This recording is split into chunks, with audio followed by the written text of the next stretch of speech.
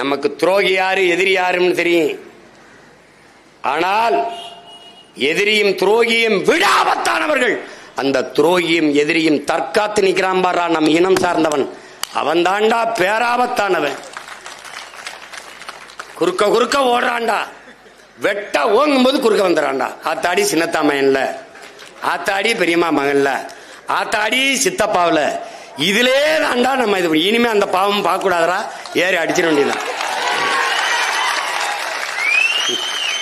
கொண்ட கொள்கைக்கு லட்சியத்திற்கு எதிராக பெத்த தாய் தந்தரே வந்தாலும் நமக்கு எதிரிதான். இங்கே போர், லட்சிய கூட்டத்திற்கும் ரசிகர் கூட்டத்திற்கும் இடையே போர், சண்டை.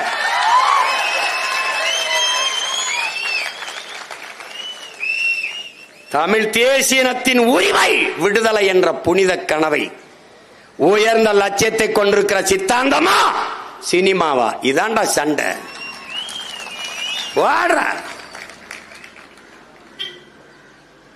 சாதாரண அரசியலாட நம்ம எடுத்து வைக்கிற அரசியலை இந்த நாட்டில் எவனாவது எதிர்கொண்டு அப்புறங்கள் சும்மா என்ன சொல்லிட்டே இருக்க, நீயே பயந்துருவா, என்னையா இந்த வருத்து வராப்ல அப்படின்னு கொலை வெறியில் இருக்கேன் நான். அதிகாரத்தை பிடி, பிறகு அடி. தமிழ் இனத்தில் பிறப்பனெல்லாம் தமிழன் இல்லை என் உடன் பிறந்தானே. ஒரே நிலம், பச்சையாகத்தான் இரண்டும் வளர்கிறது. நிலம் ஒன்று, நிறம் ஒன்று, ஆனால் இது நெல், இது புல். விளங்குதுன்னு நினைக்கிறேன், உனக்கு புரியுதுன்னு நினைக்கிறேன். நம் இனத்தில் பிறந்திருப்பான், ஆனால் அவன் இனத்துக்காரன் இல்லை. அதை நல்லா கவனிச்சுக்கணும்.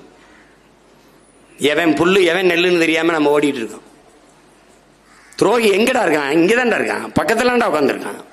எதிரி எப்பவும் தூரம் இருக்கான், துரோகி எப்பவும் பக்கத்தில் இருக்கான். தலைவன் என்ன சொல்றான்? இன்றைய துரோகி நேற்றைய நண்பன், நாளைய துரோகி இன்றைய நண்பன். எங்க இருக்கான்? பக்கத்தில் இருக்கான். எதிரி எப்பவும் உன் பலத்தை குறிவைப்பான், துரோகி எப்பவும் உன் பலகீனத்தையே குறிவைப்பான். சீமானுக்கு தெரியாதா? அவரோட நாங்க இருந்தோம், அப்படி ஒன்னா படுத்தோம், ஒன்னா தூங்கணும், நக்கணும்னு பேசிட்டு இருப்பான். இங்க இருந்துச்சு. எதிரி கவனமா இருப்பான், என்ன செய்வான்னு தெரியலையே. ஐயோ என்ன பண்ற? ஐஎஸ் என்ன ரிப்போர்ட் சொல்லுது சார், வீடு வீடுக்கு போக சொல்றாரு சார். அப்ப நீனும் போயா? அதான நடந்துட்டு இருக்குது. இதுக்கு முன்னாடி நம்ம தமிழக அரசியல்ல நடந்த 2 மிகப்பெரிய தேர்தல்கள், நான் சொல்றது 1967 and 1977, அது மாதிரி 2026 அமைய போகுது.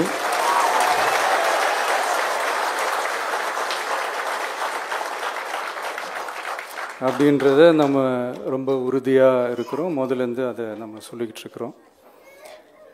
அந்த 2 மாபெரும் தேர்தல்களில் ஆல்ரெடி தொடர்ந்து வின் பண்ணிட்டு இருந்தவங்களோட அதிகார பலம், அசுர பலம் எல்லாத்தையும் எதிர்த்து நின்று தான் புதுசாக வந்தவங்க ஜெயிச்சிருக்கிறாங்க.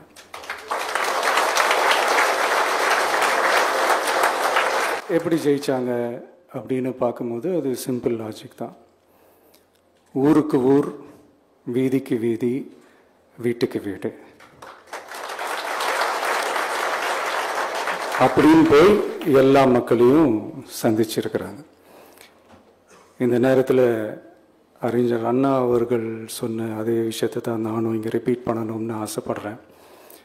மக்களிடம் செல், மக்களிடம் இருந்து கற்றுக்கொள், மக்களுடன் வாழ், மக்களுடன் சேர்ந்து திட்டமிடு.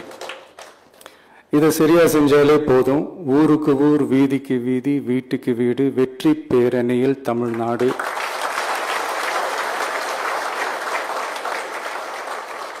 அப்படின்ற அந்த கான்செப்டில் எல்லா குடும்பங்களையும் ஒன்றா சேர்த்து, உறுப்பினர்களாக சேர்த்து நம்மளால் கண்டிப்பாக ஜெயிக்க முடியும்.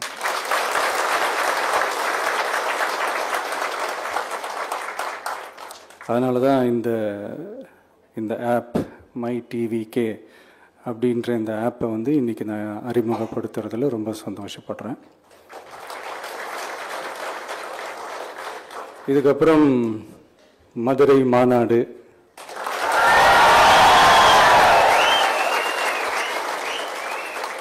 மக்கள் சந்திப்பு, பயணம் அப்படின்ட்டு தொடர்ந்து மக்களோட மக்களாக தான் இருக்க போகிறோம். அதனால் இப்பிலிருந்து இதுக்கான வேலையை எல்லாரும் ஸ்டார்ட் பண்ணுங்க. நாம் இருக்கிறோம், நம்ம கூட மக்கள் இருக்கிறாங்க. இதுக்கு மேலே என்ன வேணும்? நல்லதே நடக்கும், நல்லதே நடக்கும், வெற்றி நிச்சயம். தேங்க்யூ.